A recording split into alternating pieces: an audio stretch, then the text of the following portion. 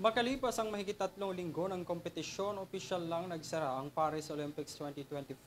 Baon ng iba't ibang kasaysayan at hudyat ng bagong simula para sa palaro sa taong 2028. Alamin ang mga detalye ng balita sa mundo ng sports mula kay Julius Salinas. Pasabog ng mga fireworks sa kalangitan ng hudyat na matagumpay na pagtatapos ng Paris Olympics 2024.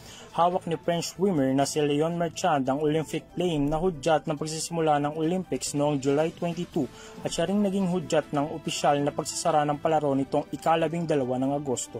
Nag-perform ang ilang kilalang artist habang inanunsyo naman ni President Thomas Bach ang magiging sunod na host country ng palaro sa 2028. Ang Los Angeles, California. Ito ang ikatlong pagkakataon ng LA ang magiging host country para sa Summer Games.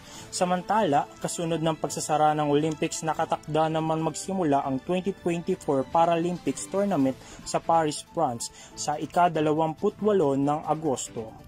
Para sa EuroTV News, ako si Julius Salinas, sumasaludo sa bawat Pilipino.